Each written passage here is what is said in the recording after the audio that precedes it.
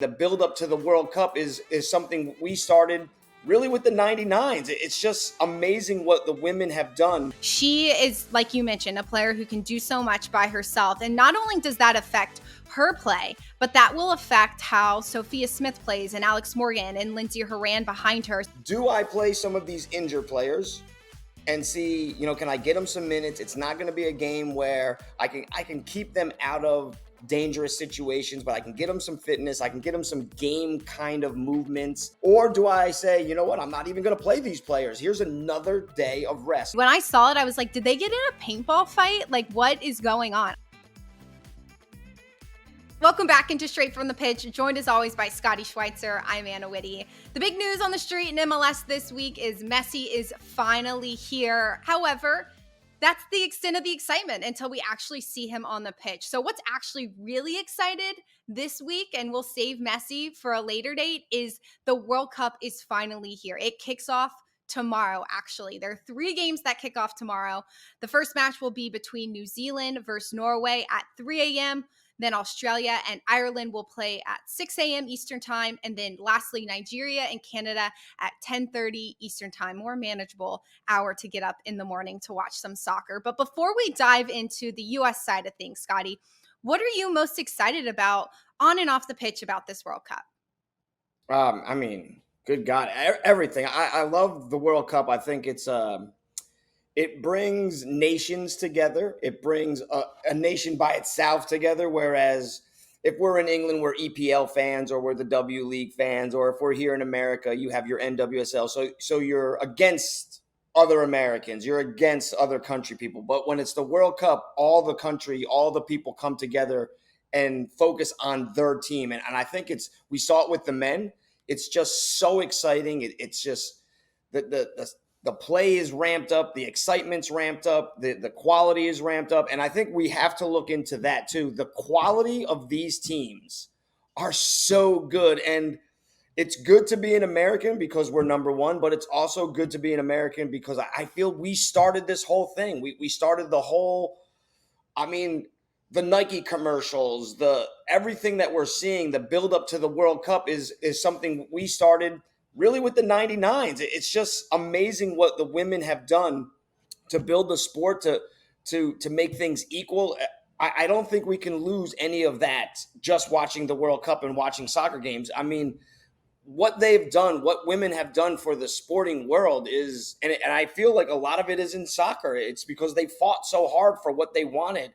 And now we have it. And we have the Sam Kerrs, we have the Lavelles, we have every team's got a superstar. The Brazil is filled of superstars. Norway is going to be amazing. And it's still an amazing World Cup. And there's tons of injuries and we're missing superstars. And it's still yes, we're sad that we're missing them, but I'm excited for all the young players that are going to get an opportunity that we might not have been able to see. And they're going to put their stamp on it. And we're going to see the growth and the progression of where it's going to go. And that's what I'm excited for the World Cup the most of, is just for people to see a great brand of football, soccer, whatever you want to call it, but also that it's women doing it. And as we watch this whole thing, it's just amazing. The commercials, if you haven't seen the French commercial, you need to see it. You need to see the French commercial because it's amazing and it puts it all into perspective. I completely agree with you about the fact that this is such an exciting World Cup in the stint, too, that this is the first time that there's 32 countries in the World Cup. So more teams are going to be involved. That's inviting Vietnam and Portugal to be a part of everything. And you just mentioned how the U.S. is the team that has started everything. They are the team who has always wanted the competition. They want to bring the excitement. Now, I'm not sure I have the U.S. winning by a million. And quite frankly, I'm not sure I have the U.S. winning potentially, but that's what's exciting about the growth of soccer. And even the US has to look at it as an opportunity for this game to continue to grow. My favorite thing about the World Cup coming up is just the impact on the global game and how is it going to continually grow the NWSL, the WSL, the leagues in Vietnam, the leagues in Portugal, and just the women's game in general, and how we'll be able to look back on the 2023 World Cup in 2027 and see how it has impacted the growth of the game You mentioned Brazil having so much talent. Spain has been slaughtered with some injuries and some off the field stuff, yet they're still in the ranks to potentially win the whole thing. So there are so many fun storylines to see. And also the fact that it's in Australia and New Zealand. I'm a massive coffee fan, and I'm just hoping for good coffee content. When I used to live in Washington, D.C., there was this coffee shop called Bluestone Lane, and it's Australian based, and I'm obsessed with it. I love the vibes. It's like a blue, teal, green surfer vibe. So I'm just hoping that the people who are over there down under covering the game is going to give us more coffee content, because that's what I want to see on top of a bunch of good soccer. Well, we got to remember too, it's winter because we're in True. different areas. So it's not like we're going to turn this TV on and think it's going to be beautiful weather. There could be some really bad rain. It could be really cold. It's going to affect the game. So like that's the beauty of the World Cup. We're all in the same place, kind of fighting the same battles with travel, and you got to go to different sites and different stadiums, and it's just a massive event. And it's just, I hope in America we don't miss the opportunity to cover this as the ESPNs and all the sports topics. I think we're, like when you watch, like I'm a dad, I'm a male, I'm a soccer player, but I have a daughter. And like this weekend, I'm always watching sports, and I love all sports, and I've gotten much more into women's sports, not just since I've had a daughter, but since I've been coaching. And like we miss so many opportunities. Like, good God, Sabrina Ionescu hit 25 out of 27 3-pointers, and it was only on in the morning on ESPN if you got lucky and you saw it. But Steph Curry hit a hole-in-one in golf, and I understand that's super hard, but that's not even his sport.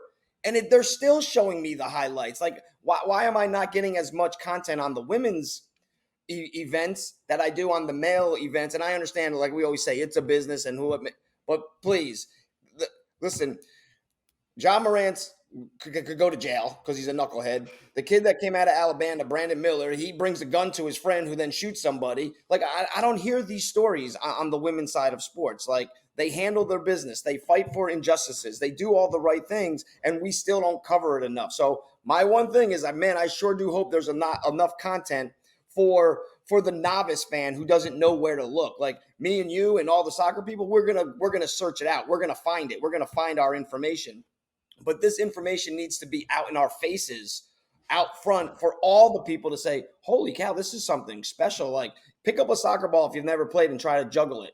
And somebody videotape you. You'll look like a complete idiot doing it. But you can shoot a basketball, and you can throw a baseball, and you can throw a football a lot easier. The things that these players are doing on the field, and then what they do off the field, I think they have to be recognized way more for it.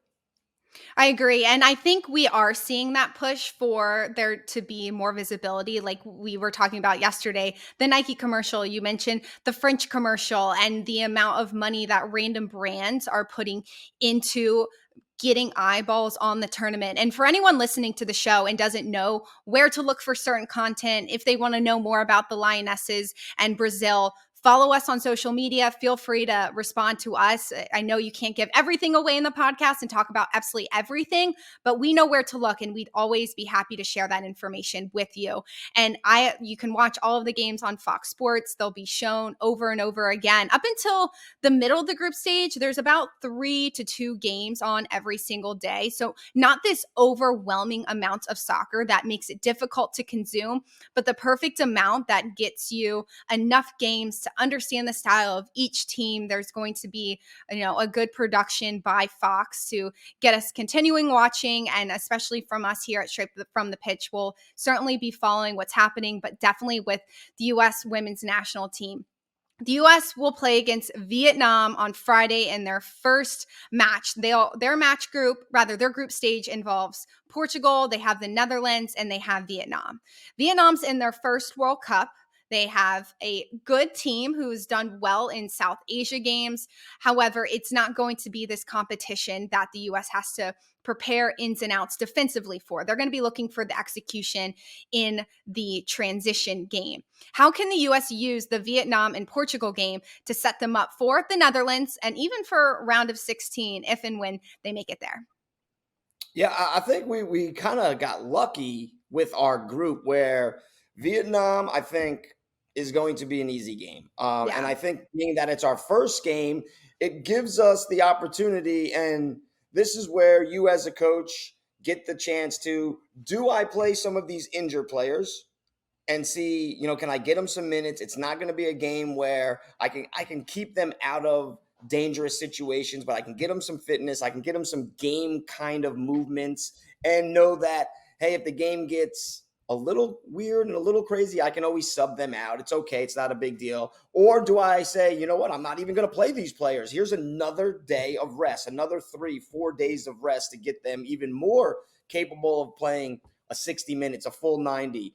And then we go against Portugal, who has talented players sporadically around the field. They have some good players, but they're not a great team. They're not there yet, but they do have like Jessica Silva. I mean, she's a phenomenal player. We got to see her play last year in the NWSL. She played for Kansas City for a little bit. She's a really good, talented player, whereas like they're going to try to get her on the ball. It's going to give Fox and Dunn, whichever side she's on, an opportunity to play against a high quality player, but know that I'm going to be able to help and support. I'm going to have this behind me. I'm going to have a team tactical setup that we're going to be able to beat Portugal. And then we get the Netherlands. And to me, I know the Netherlands is a team that's been together for a while. So are they getting older? They kind of at times seem to be like some of how we were the last World Cup, but we did quite well in that World Cup. But they're a team that if we look around, they have a lot of their players. A lot of these other teams, England's had some star players injured and have to come out. Sweden just had another one yesterday in training. They have both their outside backs are out.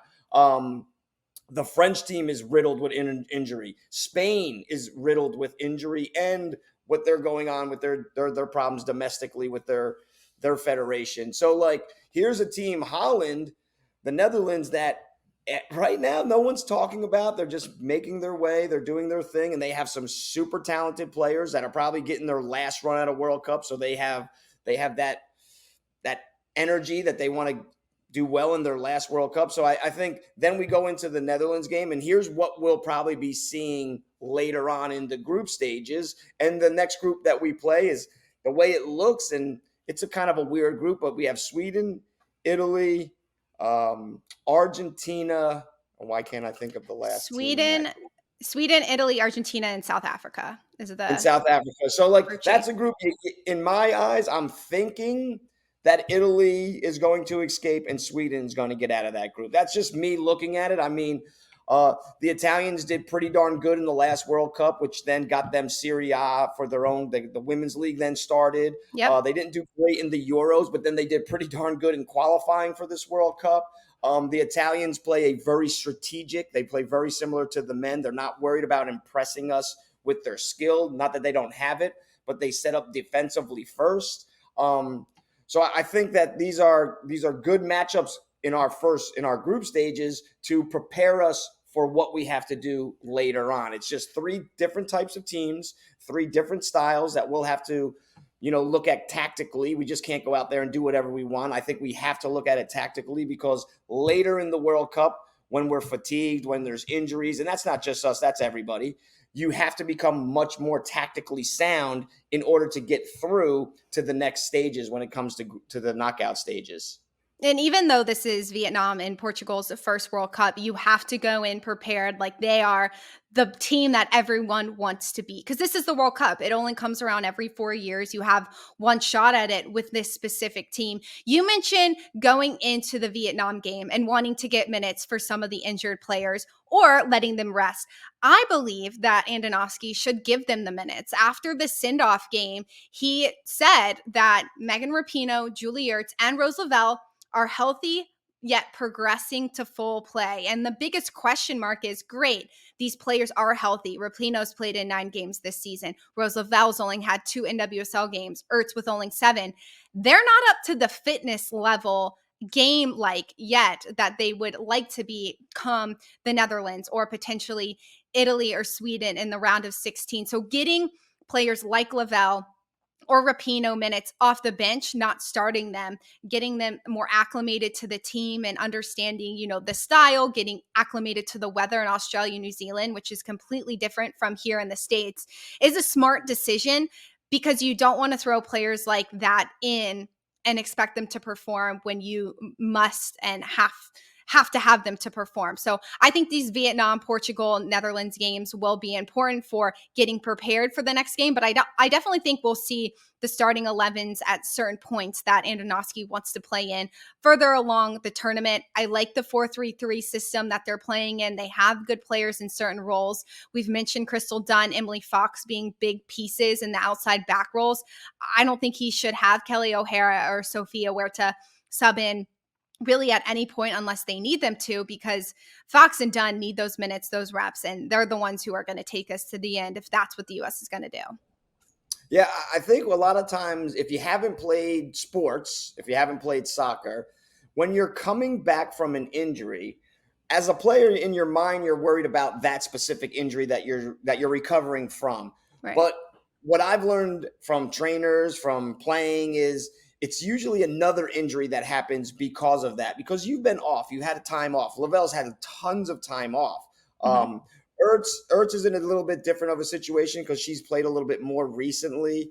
Rapinoe's closer to, I think, Lavelle than Ertz in a sense, and it's a calf injury is a weird injury. It's just a super weird injury. But what happens is when you come back, your other muscle groups haven't been working either. They just haven't been in the same. So you come back and you're trying not to hurt the prior injury, and you're doing things to make sure that that's stabilized. And what happens is you tear a hamstring, you hurt something else because that muscle hasn't been being used either. And that's why you need minutes. And you can kind of do things in training, but training as a player, is in a sense not real. Right. So you can come out of tackles. You can only sprint 80%. Well, when you're in a game and you got to do something, you got to do it. And you got to do it 100%. And you got to go for it. And a lot of times, if it's a defensive movement, it's a movement that's being controlled by another person. Like you're just going because they went. It's a reactionary movement. So that's where the serious injuries have the biggest problem, is when we come back from these injuries, it's not necessarily that injury that gets re-injured. It's a brand new injury because we haven't been using any of these muscles. And that's why this group stage, I think we got kind of lucky with, listen, even if we lost to the Netherlands, you figure we're coming out second. And, the top two teams go through. Now, we don't want to come out second. You want to always be on a high, but that's just the way it kind of works sometimes. The most important thing is that we get through.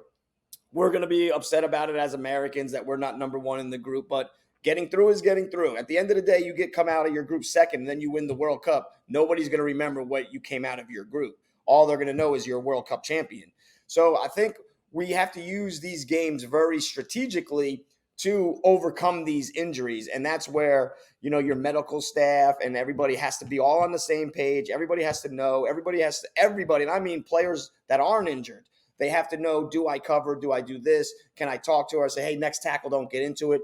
You can tell me, listen, I don't have anything left in the tank. I can't keep going forward. Someone's going to have to spell me on this run. Or I got to go out. I got to ask for my sub. That's it. I got my 30, 35, 40 minutes in, and I got some. Now we'll go tomorrow into training and we'll get some more recovery. So by the end of the tournament, if we can get everybody at 100%, then you have a better chance of winning the whole thing. And as a former athlete, if you haven't been through injuries, that's the biggest thing. Because when we're back, we're super excited to be back. And we think, okay, I'm back. I'm great. Let's go for it. And it doesn't work like that. It takes time to get your touch back. It takes time to get your fitness back. It takes time to get the speed of play back. Everything. But we get out there and we want everything to be just like the last time we remembered it. And it just doesn't work like that. And that's where we're going to have to watch these injuries, because it's not just this player or that player. It's key components to our team that we need to win the whole thing. And you mentioned the fact that Rapinoe and Lavelle and Ertz are key components to this World Cup team. Julie Ertz comes to the World Cup being a little bit different from Lavelle and from Rapinoe because she's a little bit more versatile. We can put her in the 6, but we can also put her on the back line.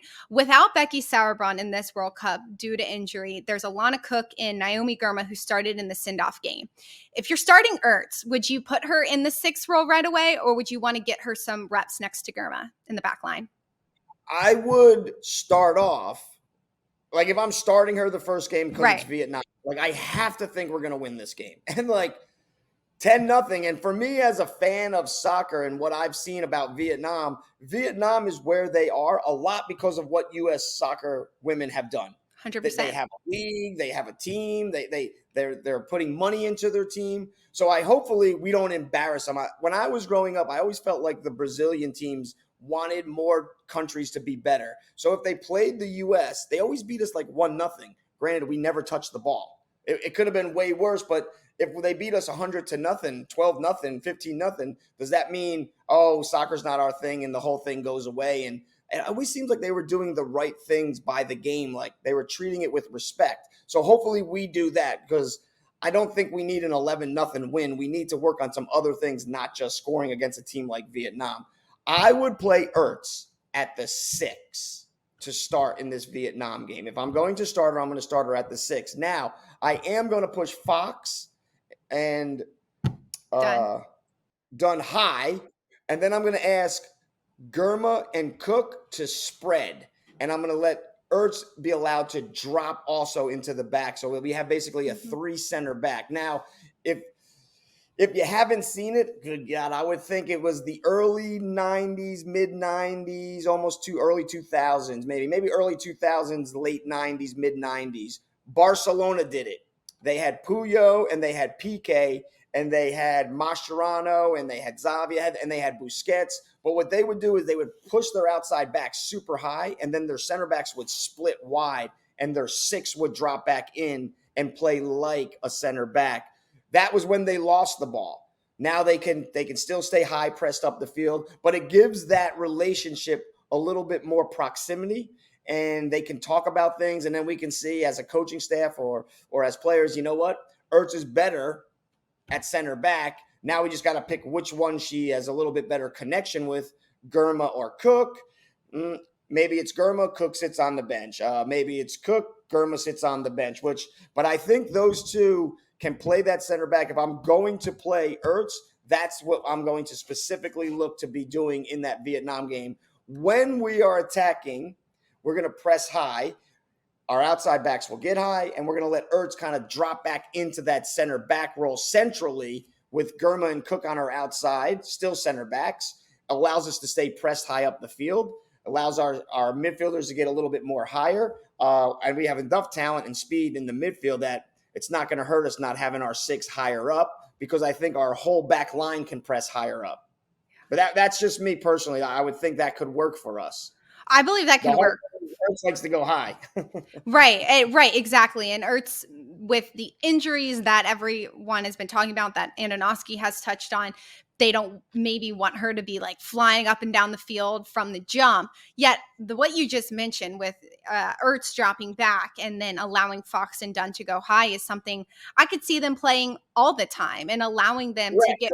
They don't need necessarily 4 in the back consistently, because when they're playing against these teams like Vietnam and Portugal, the attack is way more important. And quite honestly, even though it's where the U.S. has the most strength in the forward position, it's where they struggle to score and to find really good chances on goal.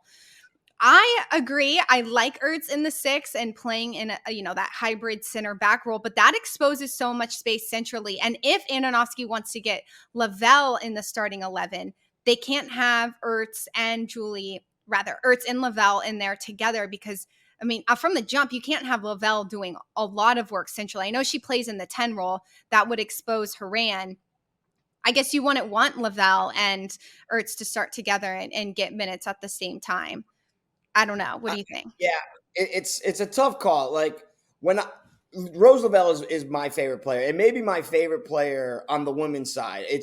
She is a player to me that loves to win the game, and it doesn't matter how she does it. She is a mentality-wise, she's an attacker. We see it with her ability and her speed and her athleticism, but you'll see her tackle too. You see her get back. You see her defend. But that's her fully healthy, though, don't you think? Understandable. Right. And like going into it, that's what I'm saying, like in this Vietnam game and in pretty much any game. And that's the hard thing with being on a national team is these are all the stars of their club teams. So now you go in here and I'm going to have to tell Ertz, listen, this is the role you're going to play. And if you don't play it, it's going to hurt us. If you go and play your normal role, it's not going to be good for us. We don't have these things around you. We have Haran who likes to play on the ball, likes to hold the ball a little longer. And I'm not saying that as a bad thing.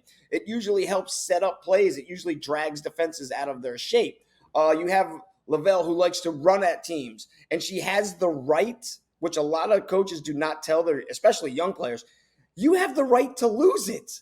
We don't want you to lose it, but you have that right. And when a player knows I have the right to make mistakes, it gives me more of a freedom to try things and to be creative and to go for it and use my imagination. So that's when we get into this Vietnam game, we have to be saying, hey, look, this is what we're going to do. This is how we're going to do it. And we're all going to be on the same page. We have to be. And if we're not, it's going to have a spiral effect. It's going to have a trickle down effect where it's the next game and then the next game and then the next game. And like, okay, Rapinoe, you know how I feel about announcing retirements, but she did it.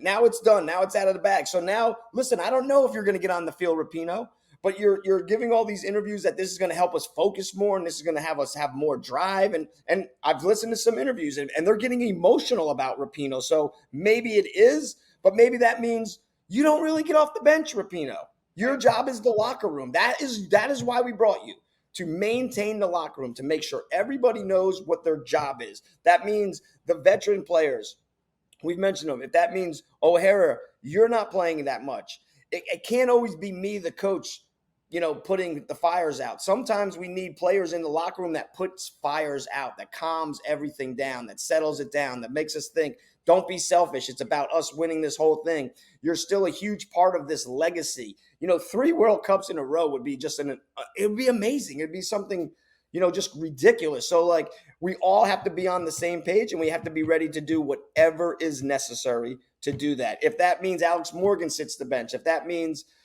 after the last game, I mean, like, I'm thinking the starting lineup is going to be Alex Morgan, Sophia Smith on the left, and Rodman on the right. That's just what it looks like it needs to be. They're the most effective 3 up top right now. I don't personally think that's the best forward lineup, but right now that's what it looks like. So Sophia Smith, you're not going to be the 9 like you are in Portland, and you're not going to be on the right. You're going to be on the left because Rodman's much better on. But then it gives us. You got to have a connection with Dunn because she's in Portland. So maybe that matchup works out great. But like, we're all going to have to do things that might not necessarily be the best thing for me personally, but it's the best thing for the team. And again, like I said, that's the hard thing about a World Cup national team is we're not always together. We're not in and day out and working on things. It's like we only have these quick little amounts of a week here, a week there, and we go and try to win a World Cup, which now the talent is we asked for it, America. We wanted better talent. We asked for it as fans. Well, now we have it. Now there are a lot of really spectacular teams, and we're going to have to each game have a little bit different of a philosophy against each team in order to win. We just can't go out there and go, this is how we do it. Let's go do this. Let's do this, because it's been proven against Ireland, and it was proven in our last game that these teams know how to play us. They know how to sit on us. They know how to just sit back. Wales did it. Wales is not a great team, but they gave us problems because they just sit. So we're going to have to find those. I think that's why I think DeMello is going to be a huge part of our game. Listen, I'm not saying Sanchez is not a great player, and I'm a great player. But Sanchez is a great player when there's space in behind so she can play balls. She's a facilitator. She doesn't do things on her own. So now teams are going to drop. That maybe Holland, and I would think even Holland drops on us.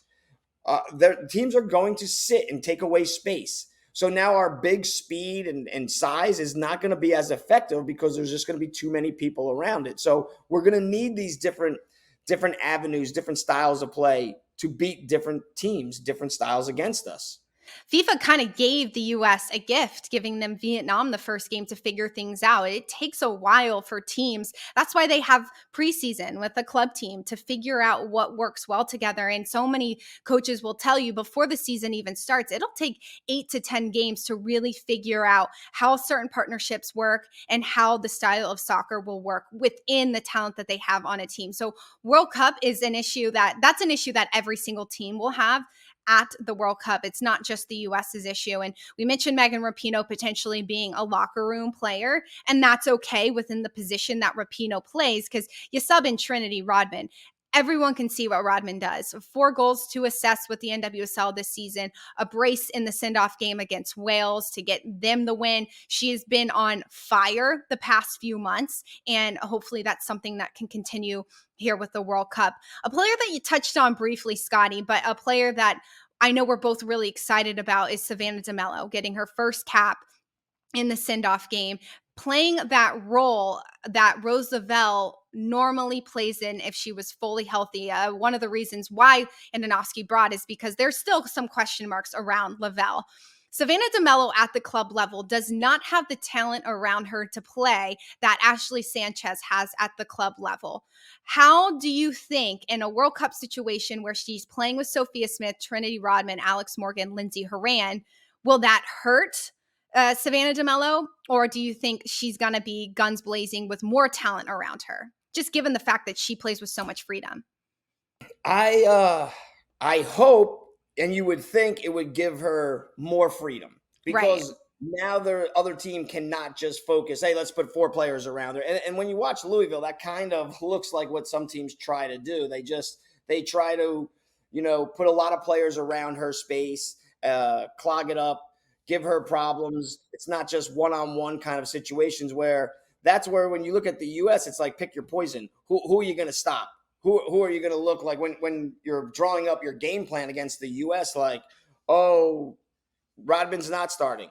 Lynn Williams is like, oh, like here we go. Like, okay, Lynn Williams isn't starting, and if Rapinoe's on her game, like you're like, God, she slows the game down, then she speeds it up, she whips balls in, then she takes players inside, like. Horan, like, okay, Horan's not playing. Lavelle is like, that's the problem with the U.S. is like when you're game planning, it's not like if we can stop this one player, let's do this.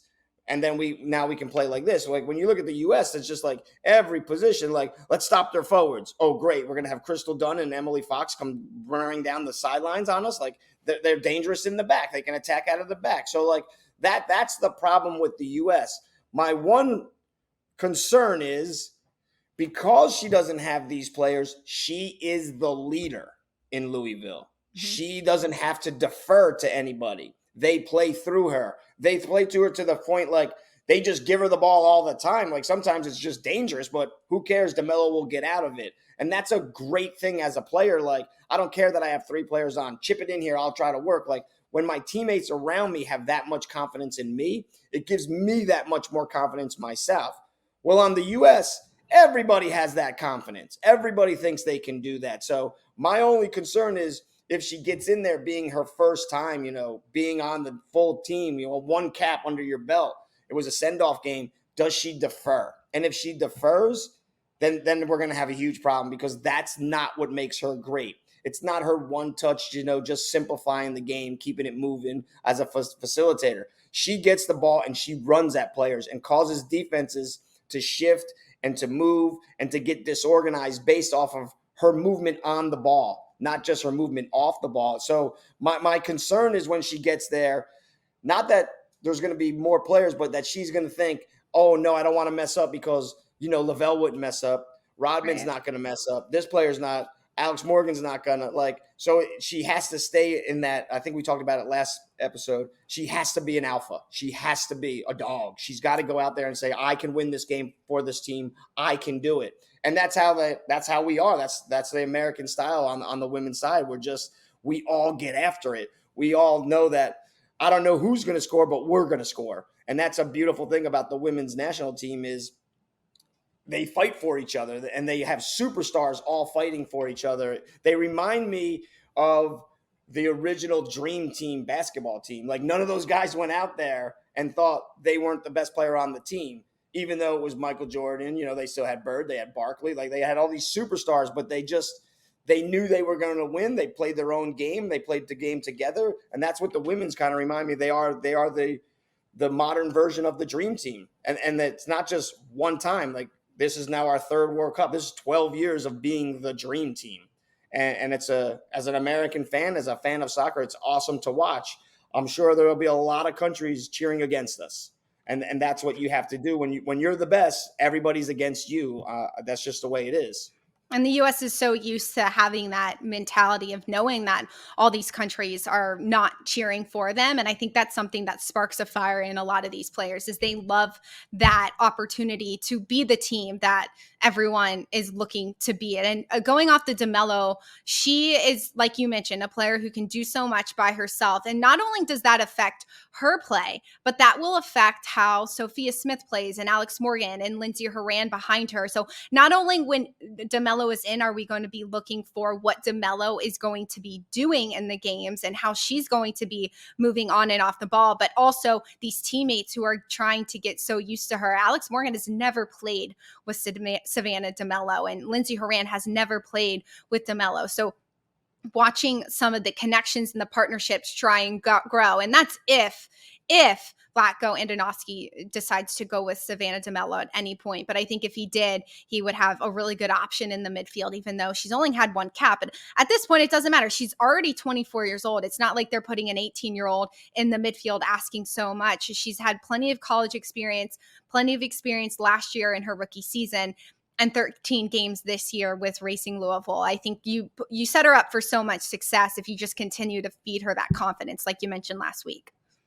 Yeah, and I think the Vietnam game is a great game for her to get in. And like, if you do have jitters, good God, in 5 minutes they should be gone. I mean, I'm very happy that Vietnam's there. I'm very happy that they have a team. I'm glad the way it's going. The trajectory for the country and the women in Vietnam is great. But like, we should have zero problem with this team, and that is the absolute truth.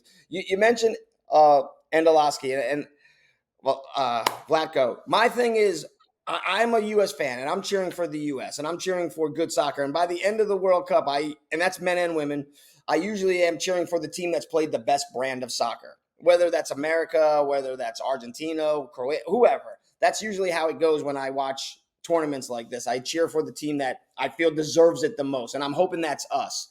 But I will also be cheering for the U.S. because in the United States, if you don't have a big, huge resume, a lot of fans don't think highly of you. Well, go and check out Vlatko's resume. Here's a guy who comes over from his country to play indoor soccer in the United States. He then has to coach club soccer. He coaches professional indoor soccer, which a lot of people don't give any credit to. Thank God for the 7v7 because we just realized how many good indoor soccer players there are. And then he gets the Seattle job, the OL Reign job. And then he gets from there, he becomes the national. Like, here's a guy who's gone this crazy journey, this crazy path. And it's all different, but like, he's the national team coach. He's done it. Like, there's a lot of players out there that we follow our own journey. I'm a player who never played in the MLS, not because I couldn't, not because I wasn't offered. It wasn't my journey.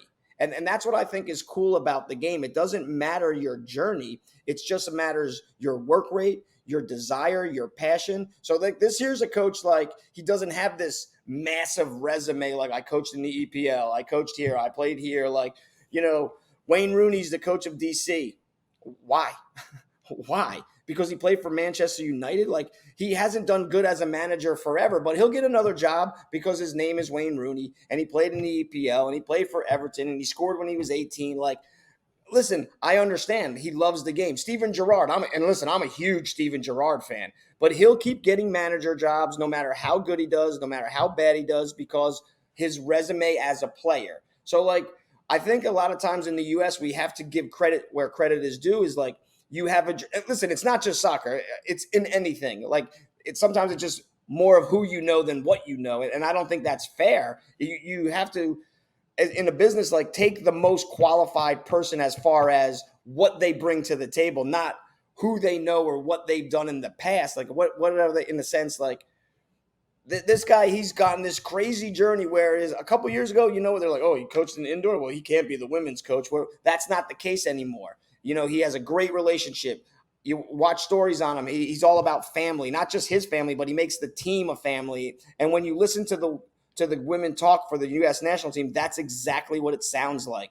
They're calling Rapinoe the old grandma. And then they have Thompson, the young kid on the way up. And like you're talking about young kid, like there's a whole bunch of them young kids out there. Sophia Smith, super young. Like they're all got these different dynamics, and it's just wonderful. And I think like for me, I'll be cheering for him because he's had a kind of similar path to me. Is like you go where you think is best for you to learn and become a better version of yourself. And that's, I think it's pretty cool, his path of where he's gone. He didn't just, take the easy route, and he's done it his way, and look where he is. And he has a chance of solidifying the U.S. as probably the greatest team of all time in the sport as a country. And that's men and women. Vlatko Andonovski's not in his first or second year. He's been with this U.S. team since 2019 when they won the World Cup back then. So this is his fourth year with the team. And I agree. You want to see people be successful who have worked hard to get there. I've heard people in Kansas City say how much he's still involved in that youth team, what he built there. And he still goes back and wants to be involved and be a part of that on top of his duty with the U.S. women's national team. But I also, there's, some things with what Andonovski has decided to do, and in the sense that this is a big opportunity for him 4 years after he gets the job. He has to win this. You have 4 years to decide who is going to be on this team. That is a long time. That's someone's collegiate career to evaluate talent, to bring people into camp, to figure out what the formation is going to look like, et cetera, with a million other things. Obviously, injuries come into play. You can't foresee people having those, but there are some question marks that everyone will have no matter what Andonovski decided to do. And the two biggest ones for me is leaving Sam Coffey and Ashley Hatch behind. Besides that, Andonovski has done a great job of being the mentor to his players, to holding that leadership role so well. He's not over dominating. He doesn't sit back too much. I think he's the great balance of being involved in these players' lives and what's going on and off the field, but also making sure he's making the right decisions for the club.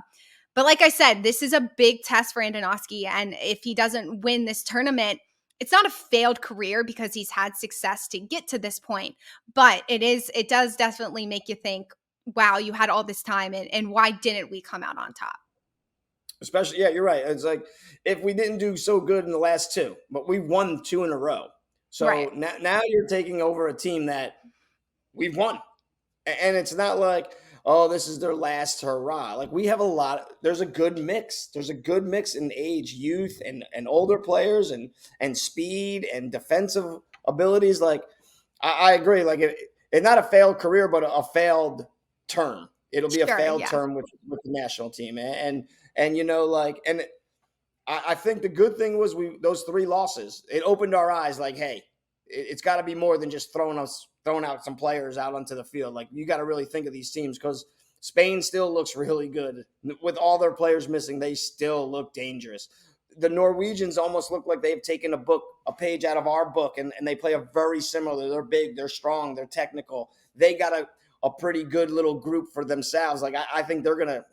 I think New Zealand's in a rude awakening for. Man, I wouldn't want them the first game. And being like, you're going to have to really feed off of your crowd. And it doesn't sound like the New Zealand public has unified around this team like the Australians. Like they're not selling out tickets in New Zealand, where Australia, like I think Australia is going to be I've always thought Australia was really good, but they also play off of energy. They have the most prolific goal scorer of our generation. They have great players. And they're going to be playing in front of their home crowd, which they're going to feed off of. And Australia is going to be tough to beat. France is going to be good, even with their injuries. Like I think Spain is going to play the best brand of soccer, and I hope they do. But there's so many good teams. The Brazilians, they're going to be. Look, they just saw what Argentina did on the men's side, and they played for Messi.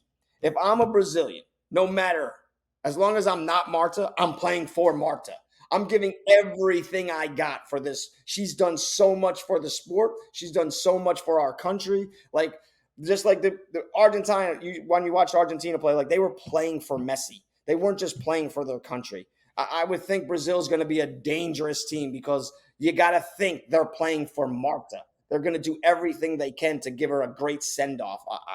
I think there's going to be some super dangerous teams in this World Cup. FIFA has Brazil ranked in that 8th spot, and I think that they have the opportunity to give some of these countries a run for their money. They have 6 NWSL players on the team who've scored a collective of 22 goals this season. It's such a fun, creative brand of soccer that you don't see other countries play.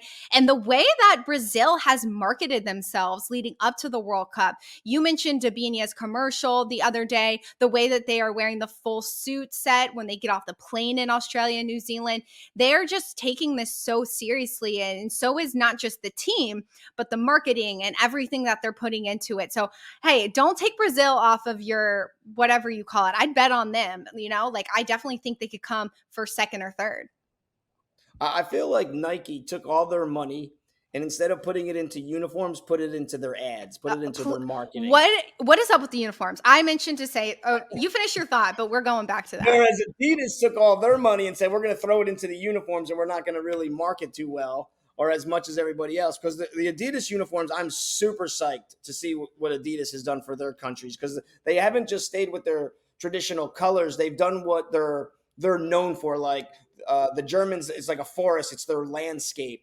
Colombia, I think, is the mountains. Argentina is like the Patagonia. Like there's some really cool Adidas uniforms thrown out there. But then there's players too, like that I'm so like, listen, Alicia Russo was a great player here in Carolina, played in college here, but she's been just on the uptick since the Euros. And now she's going to be, I think, their starting 9. She's got no pressure of coming off the bench. She's it. She just signed a whole brand new deal. She left her childhood dream club from Man United to go to Arsenal. So she's got a new contract. I think she's going to be somebody special to watch. Then we have young players. I just think there's so many good storylines in this World Cup, and I'm probably as excited, if not more excited, for this World Cup than I was for the Men's World Cup. And if you live around me or live in this house, my house, good God, when the World Cups come along, it's like I am a month. I'll be like hard to find, hard to do anything. It'll almost be like I'm lazy, but I'll be just all in tune to this World Cup and just to see all the craziness that goes on, from coaching, from player stuff on the field to everything. Just I'm hoping for some new shoes and some new colors by these. I love it when the World Cup comes. They usually throw out some new cleats for us to look at and watch players play. And I'm just super excited for the World Cup. The jerseys that the U.S. are wearing is the blue jersey, just like classic blue, and then the white with the splashing blue paint. I know it's been out for a while. However, U.S. players are still talking about it. Crystal Dunn said it looks like the white jersey looks like her son took a paintbrush and just like threw it at her. I agreed. When I saw it, I was like, did they get in a paintball fight? Like, what is going on? I love the blue. I'm a classic person, right? Like, I just love a classic look. I'll always like it. I'm not into the big prints. I'm not into anything that's trying to be in your face and aggressive. Maybe that's kind of like, I don't know. That's maybe my personality in some ways. I just like love a classic clean line. Don't love the white and blue. Gonna be honest. I think you disagree with me, but I don't like the white uniforms with the blue spatter paint. The blue is just so classic with the little detail if you're looking closely. What do you think? I like the white one better than the blue one. I love the blue socks. I love the blue socks. But I don't like one set of colors. That's why I like the white one. It goes white, blue, white. So I just don't like all one color. But when you were talking, I'm going to throw her under the bus. Listen, if Carly Lloyd has a personal stylist, she needs to be fired. If she doesn't have one, get one. What was I watching the other day? Look, come on. No, that's bad. That was bad. It was terrible. The one thing they teach you in TV is you wear, like, what do you call this? Jewel tone colors, like colors that make you look good. You don't wear anything that's too vibrant. And if you wear vibrant colors, it has to be the same color and no pattern. She went the opposite direction. No one told her that. And I'm all for people having their own style and everything. Sure. But like every once in a while, I said to my wife, maybe the power went out or they had no mirrors where she was. I mean, you put that on, you cannot be like, oh yeah, this is the one. It's a good, like, maybe it's not my style at all, but it could be a good like cocktail dress, something that you're not taking photos in or on camera. I would just steer away from those types of prints on camera. And that's certainly what I'll say about that. To the Met Gala. Yeah, well, there's a lot of things. Yeah, I'm sorry, but when you were talking about it, like I was like, that's all that popped in my head. I was like, what is Carly Lloyd? But yeah, there'll be some sweet uniforms, and then like I like when uniforms match up against other uniforms. I always think that's a cool look on the field. So like other teams wearing theirs, we're wearing ours, or whatever. There's just to me like the dynamic of the World Cup is just there's nothing like it. There is just absolutely nothing like it. Last thing before we wrap things up, you guys know we love it when people write in, ask questions, give us opinions. If you agree or you disagree, I know a lot of people disagree with us on this show, Scotty, but I love it. I love the difference in opinions, and that's what soccer is allowed to be. Everyone has their opinion, and no one's necessarily right. No one's necessarily wrong. But our lovely listener, Tracy, wrote in and she was asking about a 4-3-2-1 Christmas tree formation. She thinks it's wishful thinking. She would love for the U.S. team to play in that. Necessarily love, but she mentioned the Christmas tree formation. Who would you put in what spots? What do you think about that formation, Scotty, for the World Cup? I like the question too. I coached professionally here in Carolina. I coached the Carolina Railhawks for the first 2 years. And when we did it, our first goal the first year was we really didn't put a goal on what we wanted our record to be. It was to make the make the play. It was to make the playoffs. Yeah. And that was our goal. So we got a bunch of veteran players that we knew who also knew me, who I played with or played against. And then we got a whole bunch of younger players. So we didn't have any middle ground on this team. And what it was the older players were set in their ways. And the younger players, sorry, but had no soccer intelligence. They were just super talented players, technically talented, athletically talented. And we tried everything. The season was going okay. But man, you never knew. Like we walked out there and I call us, we were 50-50. There was 50-50 chance of winning and 50-50 chance of losing. We could have been good. We could have been bad. You never knew what was going to go out there. And as a coach and as a player, you don't want that. So we came up with the Christmas tree formation, a 4-3-2-1. And the reason we did it, and we wouldn't let them press, they had to get back when we lost the ball. It only allows space for their outside flank. So we know where the space is. It's wide and it's high. So it allows you to get set defensively and protect the middle of the field. Personally, I do not think the U.S. needs that. I don't think we need that formation. And when you're in that Christmas tree, it's really hard to press with it because then there's tons of space in behind. And the players that can play those balls are these outside backs that can play diagonal balls down the middle or across the pitch. So it's a dangerous formation to press in. It's basically you're just sitting and holding, kind of like what Ireland has done to us, what Wales had did to us. They kind of, you can just sit way back. You take up your entire half on your half defensively. You can basically have all the spaces covered, all the passing lanes covered. And then you just look for counterattacks. And I don't think teams, if they do that, if we did that against them, would be like, oh, look at us, we're killing them. They know we have Lynn Williams. They know we have Alex Morgan. They know we have Sophia Smith. So they're not going to allow that space in behind anyway and fall asleep on it. So I don't think that's really a great formation for us to play with what we have, with the personnel that we have, because that 4-3-2-1 is effective of making the game slow and boring and kills the game. And that's personally, that's the only reason we did it. I wasn't doing it thinking, oh, this is going to be so tricky. It's like, we're not very smart. We had a starting lineup. We had a couple subs. And basically the rest was please no injuries because we weren't very deep. And that's why we threw that formation out there. And it did what it was supposed to. It was a very effective. It killed the game. It kept us in every game. It gave us chances on free kicks. And that's all it really does. You don't really break teams down. You just don't allow yourself to be broken down. So I wouldn't even think of who to play where and what to do with what for. You know what I mean? It's like you're basically your three in the midfield are all 3 6s. And we didn't bring Coffee. We didn't bring Jalen Howe. We didn't bring 3 6s. Well, and this season in the NWSL, there was a team at the bottom of the standings. I want to say it was Chicago because they've been struggling for a while, and they went with a 4-3-2-1 because they didn't have any options going forward. They had no good forwards. They had a pretty solid defense with Casey Kruger and Tiana Davidson on the back line. So it allowed, like you said, Scotty, for them to be set defensively. But once they won the ball, they had no outlet. And you look at the U.S. women's national team roster, and Tracy mentioned who would you put where.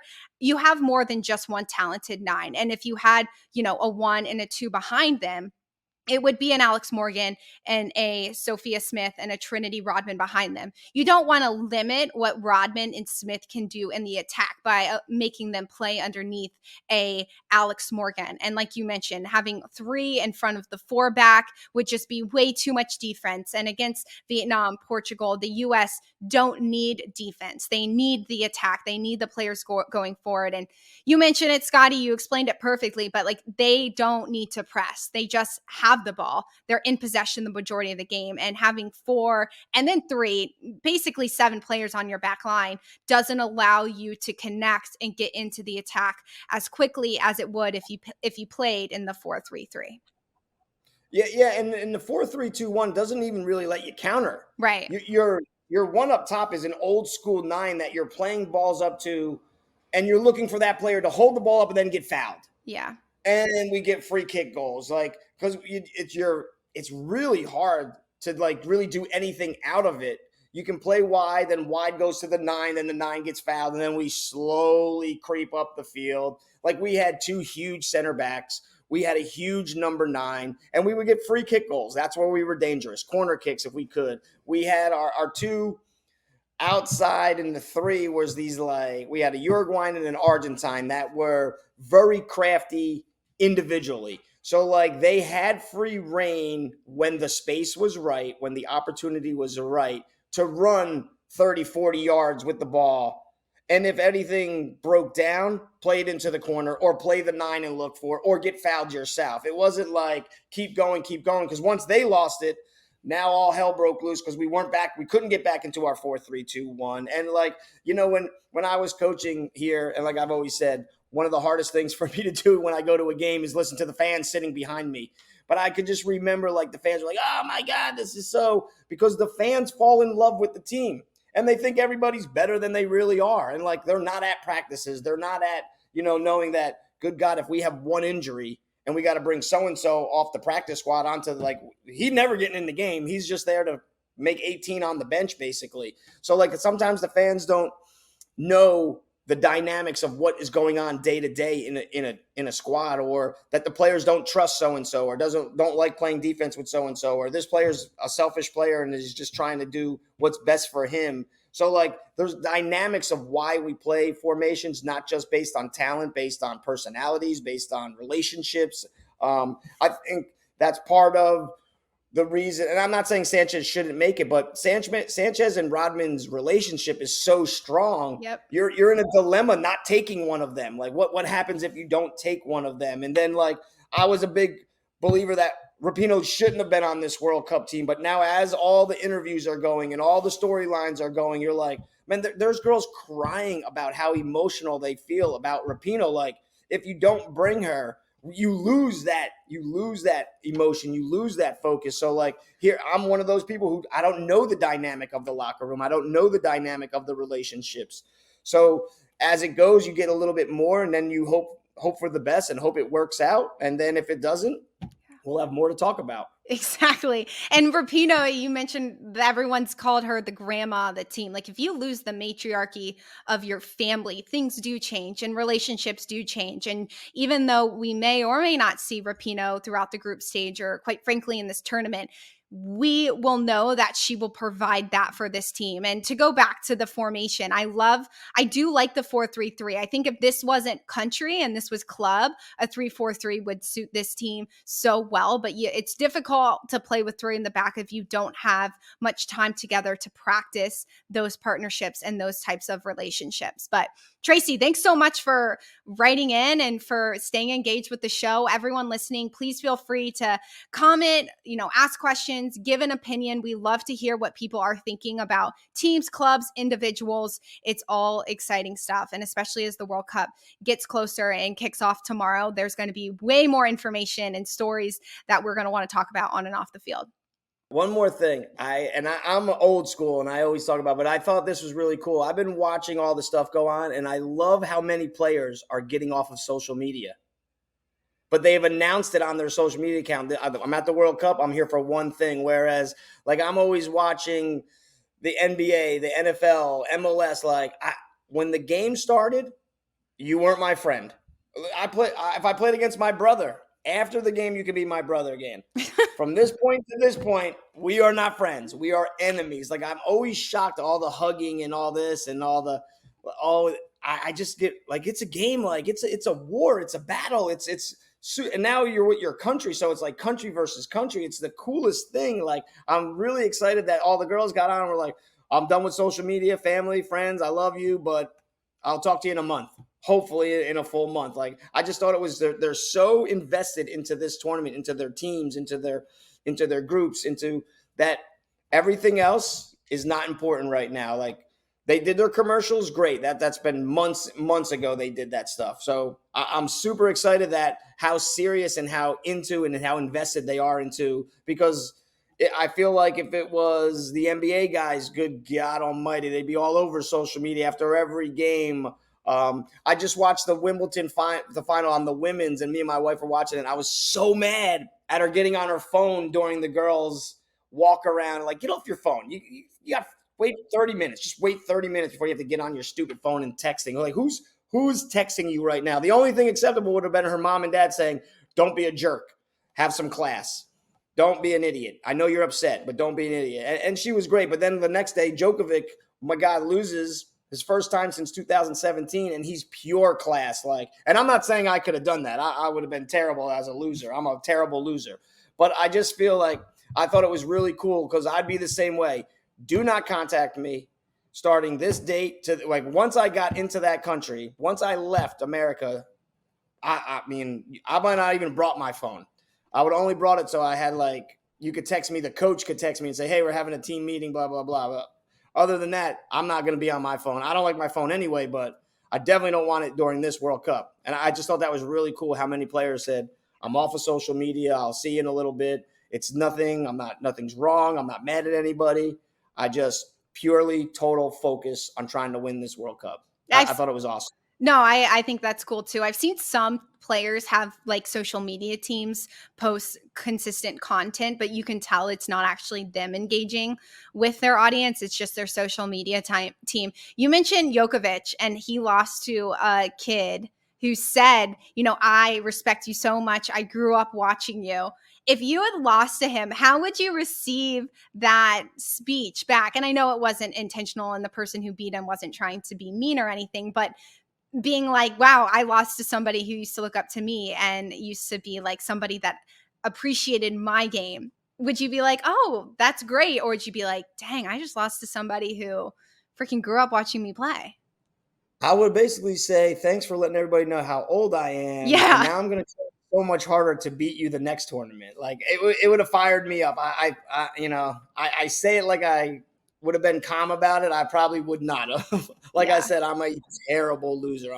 Like, to be great at anything, you got to be super competitive. And I am uber competitive. So, like, I don't think I would have handled it as good as Djokovic, but, like, I understand what he was trying to say, and broken English and stuff like that, and things don't always translate how you want to. But yeah, he pretty much ripped him there for like 30 seconds saying, "I've watched you since I was born," basically saying how big of an age discrepancy there was. But all testament to Djokovic that he's still doing it, 16 years the kid's senior, and this guy's 20 years old, and Djokovic still, like, I thought Djokovic was going to win. I totally did. And then when it all kind of went down, like, the perseverance of Alcaraz and everything, and how good he did and how fast he is. And, now he's maybe the new generation, but I wouldn't sleep on the Joker. That's for sure. Yeah, no, I thought that was hysterical. But, you got to take it with what it's worth, and you also have to know your audience. Anywho, well, guys, thanks so much for tuning in to Straight from the Pitch this week. Make sure to follow us on Instagram, Twitter, TikTok. You can watch us on YouTube at SFTP Pod. Make sure to leave a 5-star review on Spotify, Apple, wherever you get your podcasts. And we will not be back next Wednesday. We're going to come back next Thursday because the U.S. Women's National Team plays the Netherlands next Wednesday. And we want to come back post that game, not before that game, because that is going to be a massive one to break down. So everyone, enjoy your week. Enjoy the first few games of the World Cup, and we'll see you back here next Thursday. Yeah, have a great week. 2 days to go.